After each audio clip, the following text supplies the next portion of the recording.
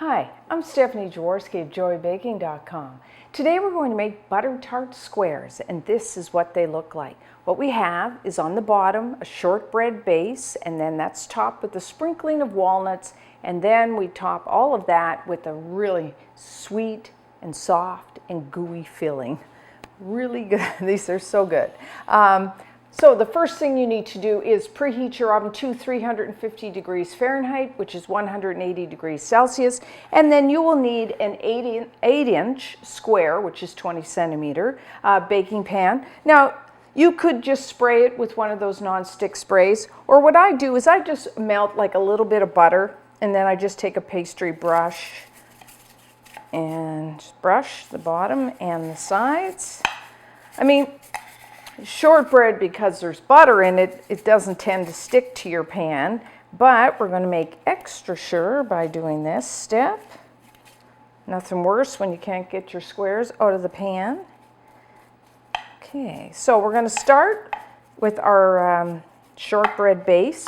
I like to use a food processor for this, really fast and easy. You could use a mixer, or you could really just make this by hand. So what I'm going to do is just put all the dry ingredients in my food processor. So you will need 1 cup, which is 130 grams of all-purpose flour.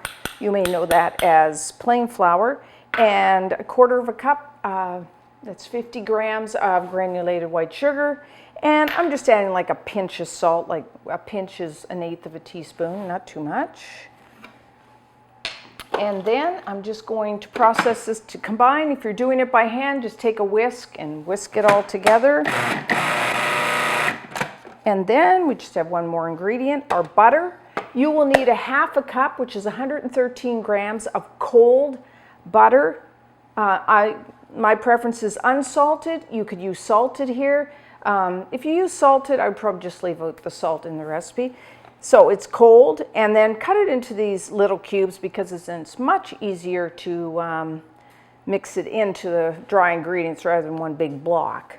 So if I'm just going to process this, if you were doing it by hand, you could just work your butter into your flour with your fingertips, or I mean, you could use a mixer as well. But what we're going to do is I'm just going to pulse this, and I'm not going to process it till it's like a solid ball of dough. I want it just kind of clumps. So just keep that in mind. I'll show you when I'm finished what you're looking for.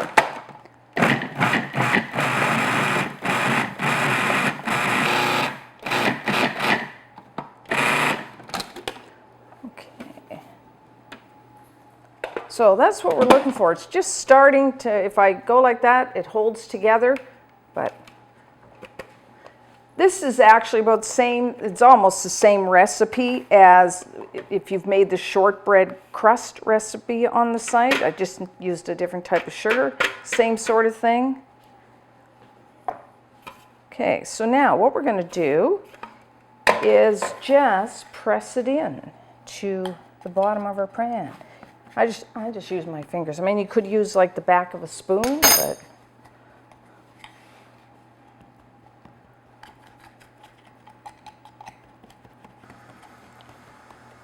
yeah, that looks pretty good. A spoon to kind of smooth those edges. You want to try to get it an even layer as best as you can. That looks pretty good. And then what I like to do is just take a fork and then just lightly prick, and that the bottom, not all the way through, just on the top. And that helps to prevent it from puffing up while it bakes. So now what we're going to do is put it in our oven somewhere around 20 minutes. What you're looking for is just for it to become like a pale golden in color.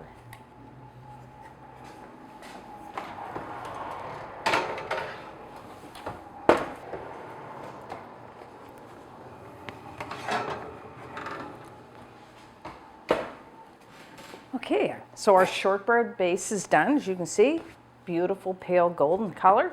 So now just put on a wire rack. We're just going to let that cool, and we're going to start our filling right away. Again, I'm using a food processor. You could use a hand mixer. You could really just use a wire whisk for this. So you will need a quarter of a cup, which is 55 grams of butter. Have your butter at room temperature.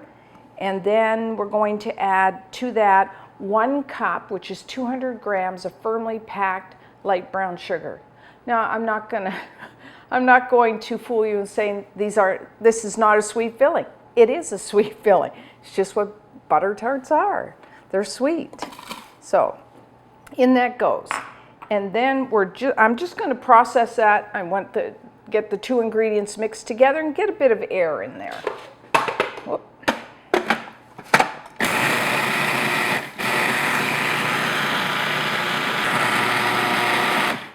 Okay, that's good. So I'm just mixing it together. So now what we want to do is add 2 large eggs. Have your eggs at room temperature. If you want to go by weight, a large egg without the shell is about 55 grams. So 2 large eggs in there. Along with, butter tarts typically have vanilla flavoring, so I'm going to add 1 teaspoon, 4 grams of pure vanilla extract. Now, it's for flavoring, so if you don't want to add it, you can leave the vanilla out. And then I'm just going to mix that.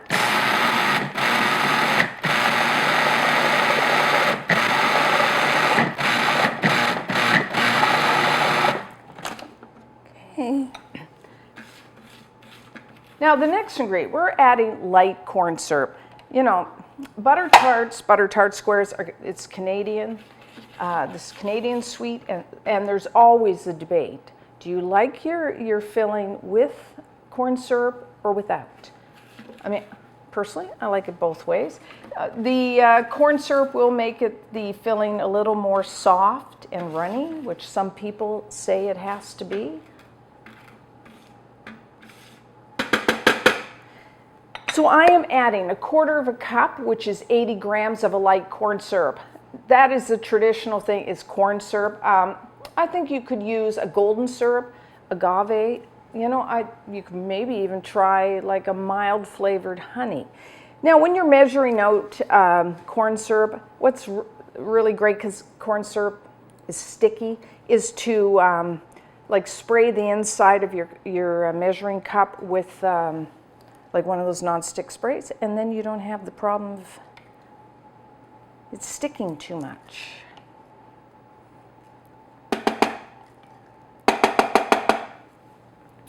And I'm just going to mix that in. And then we will need a little bit of a thickener, so I'm only adding 1 tablespoon, which is about 10 grams of all-purpose flour or plain flour, along with just, again, a pinch of salt. If you use salted butter, you could just leave the salt out. And a pinch means 1/8 of a teaspoon. And then just a half a teaspoon, scant half a teaspoon, but 1 gram of baking powder. That provides a little lightness and, you know, gets the filling to puff up a little. And that is our filling.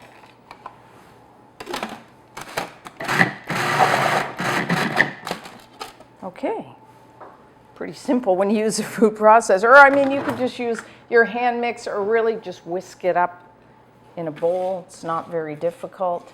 So now, again, one of those things, Canadians differ on their opinion what to spread over the crust. Typically, the debate is whether you put walnuts or raisins. So personally, I like the walnuts. So I'm going to put a half a cup, 50 grams of chopped walnuts. You could use pecans. And then this would kind of be like pecan squares, very similar. So to spread, or you could use a half a cup, about 60 grams of dark raisins, or if you can't decide, you could put a little bit of both. And if you want more, less nuts, or really you could just leave even this out. Giving you some options here of how you want to do it. So that's that, and then I'm just going to pour the filling over the top. If you have a food processor, then there's a hole in the bottom. Just put your finger there to hold that blade, or else that'll come out on you. So just gently pour that over the top. So now we're going to put it back into the oven, same temperature, for about 20 minutes, depends on your oven. What you're looking for is the filling to be set. Of course, the longer you bake it, the more firm the filling will be. So let's keep that in mind. I find around 20, 25 minutes, somewhere in there.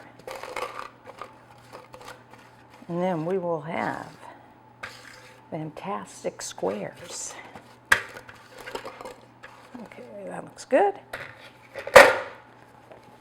Have a little shake to even it out. Okay, back in the oven.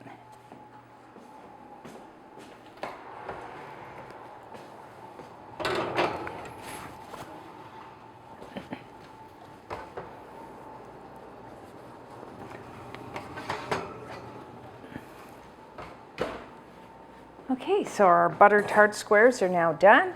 Beautiful golden brown. If I shake the pan, it's a little soft in the center, but the outside is nice and set. So what I've done is put the pan on a wire rack, and I'm just going to let them cool completely, and then when we come back, I will cut one. Okay, so now we're ready to cut our butter tart squares. So what I first like to do is take a sharp knife and go around the outside edge, because it does tend to stick. And then you can cut them as big or as small as you like. I usually cut like one down the center, and then each half. I usually get about 16 bars out of size pan. And then just this way. Now you will notice that the outside edges are really crisp. That's my favorite part. So, where the center ones will be a little softer. So I'm just going to cut a little bit here.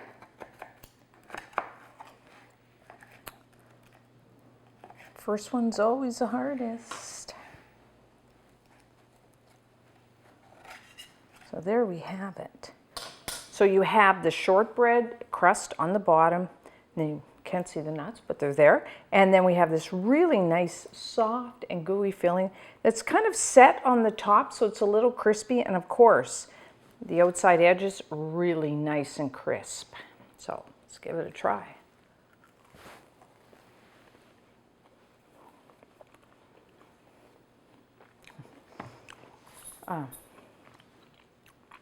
I grew up on these, and I still love them.